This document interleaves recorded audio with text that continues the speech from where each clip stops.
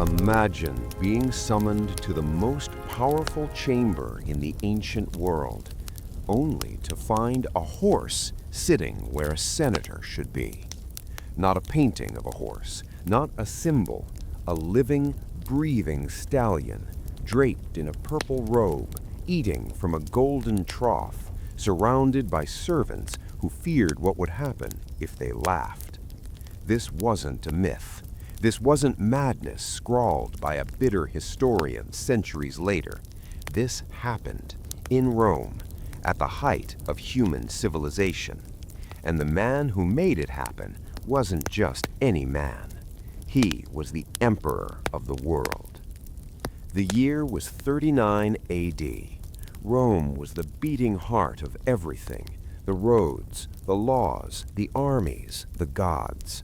From the cobblestone streets of the Forum to the marble corridors of the Palatine Hill, power moved like blood through a body, and at the center of that body sat one man, Gaius Julius Caesar Augustus Germanicus, son of the beloved general Germanicus, raised among legions, adored by soldiers who dressed him in tiny military boots as a child, calling him Caligula, Little Boot.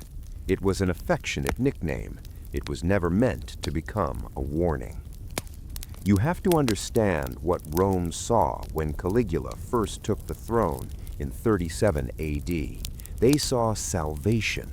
The previous emperor, Tiberius, had been a shadow, paranoid, reclusive, soaked in suspicion. Romans had lived under a dark cloud for years. Then came this young man, barely 25, with his father's famous name and his grandfather's Augustus's bloodline. The crowds erupted. Historians recorded that in the first 3 months of his reign, Romans sacrificed over 160,000 animals in celebration. 160,000. That's how desperately they needed hope. And for a few brief months, Caligula gave it to them. Then something broke.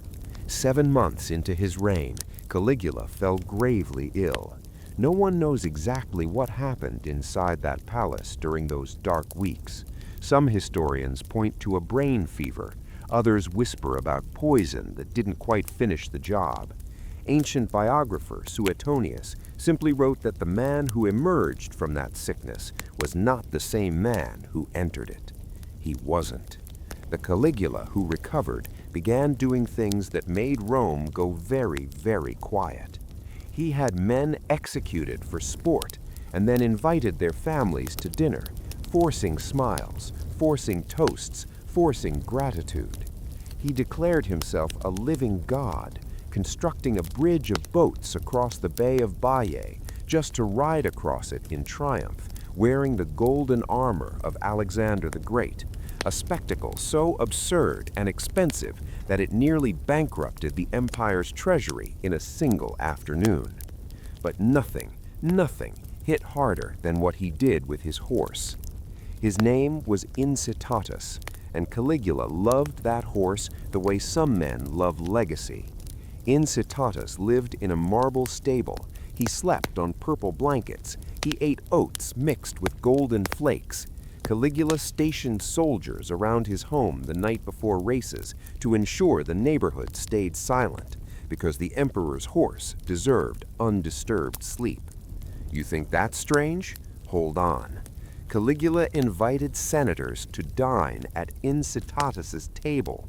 Real senators, men who had spent their entire lives climbing the brutal ladder of Roman politics, men who controlled provinces, commanded armies, shaped laws, forced to sit across from a horse and act like it was perfectly reasonable.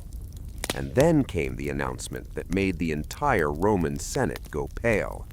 Caligula declared his intention to appoint Incitatus as a consul, one of the 2 highest civilian offices in the Roman Republic. Some accounts even suggest he used the word senator. The room went silent. Not the silence of respect, the silence of men calculating how quickly they could get out of Rome. Here is where history splits into two roads, and both of them matter. The first road says Caligula was simply insane, that the fever had shattered something irreplaceable inside him, and what remained was a man disconnected from reality, cruelty, and consequence. This is the easy answer. This is what most people choose. But the second road is far chilling. Some historians, serious, careful scholars, argue that Caligula knew exactly what he was doing, that appointing a horse to the Senate wasn't madness, it was a message, a public, humiliating declaration to every senator in Rome.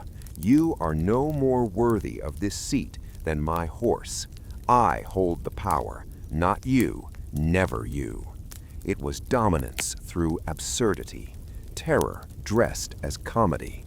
Think about that for a moment, because here's what history is really teaching you underneath all the spectacle and the purple robes and the golden oaths. Power, when it becomes untouchable, becomes dangerous not because it goes insane, but because it no longer needs to make sense to anyone but itself. Caligula's reign lasted 4 years. On January 24, 41 AD, members of his own Praetorian Guard, the men sworn to protect him, drove their blades into him in a palace corridor.